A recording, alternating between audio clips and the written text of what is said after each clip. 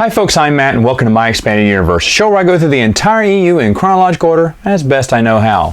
Folks, we're going to go over 4 short stories today, and the first one is Red Sky, Blue Flame from Elaine Cunningham. Now this was in the Star Wars Gamer issue number 7, and basically it stars 14-year-old Jagged Fail. Now, chronologically speaking, this is the first time we would see Jagged Fail. We already know about him, but this is chronologically speaking, this is his first appearance really.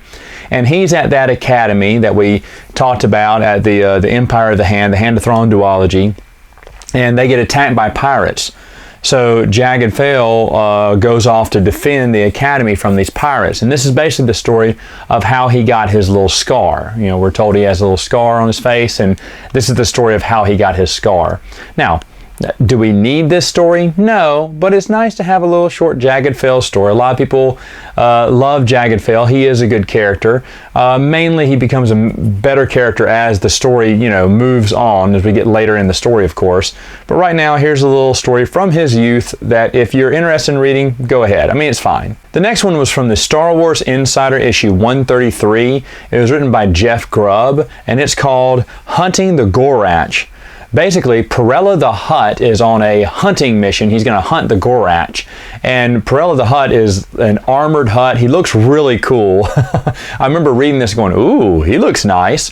Now, we're going to see him again in a novel, but for right now, Jeff Grubb wanted to develop his character, tell you a little bit about who he was in this short story from the Insider. And of course, this came out right before Jeff Grubb's novel did. And basically, he's on the planet hunting this Gorach, and I don't want to spoil it, but there's a little shocking revelation at the end that the Hutt did not see. So it's a fine story. Like I said, the character, the Hutt character with the armored kind of, you know, the hunter, the bounty hunter kind of Hutt, that was kind of cool. I really enjoyed the idea of that character. The next 2 are written by Timothy Zahn. The first one is called Fool's Bargain.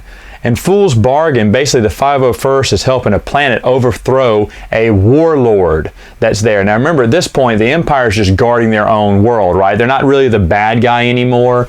They're just a different empire, and the Empire's like really shrunk down to a small sector in space. So the 501st get dispatched to help overthrow a warlord on a planet. So they're the good guys now, right? Now this makes perfect sense because the 501st is a charitable organization of people who dress up in costume and go visit kids in hospitals and do all wonderful stuff. The Twin Sons Foundation works hand in hand with 501st all the time to deliver books for kids.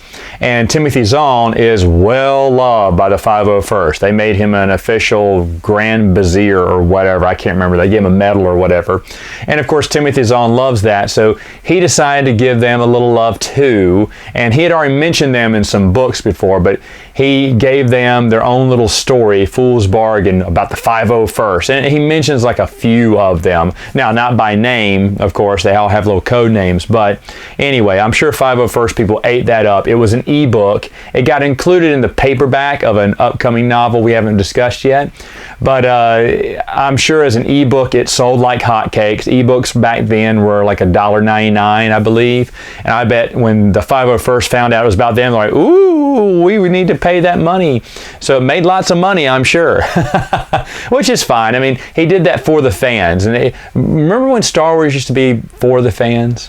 Okay, the last one I'm going to talk about is also written by Timothy Zahn. It's called Judge's Call. Now, this was just an online story on Del Rey's website. You can still find it here and there. I don't think it's that hard to track down, but it's not that good either. Basically, Luke and Mara, of course, as we know, they just got married, and ever since that marriage, life has been so busy for the both of them that they've been on different things. They've been doing different schedules. They hardly have time to see each other. Mara's off doing this. Luke has to do this. Luke has to meet with so-and-so. Mara has to do this.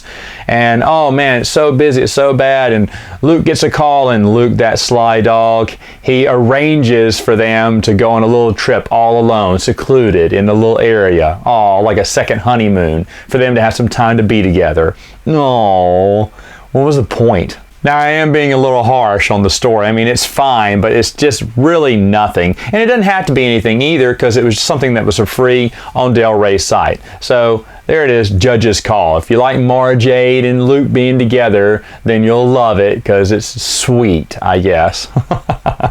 All right, folks, that's all the time I have for now. See you again with another story.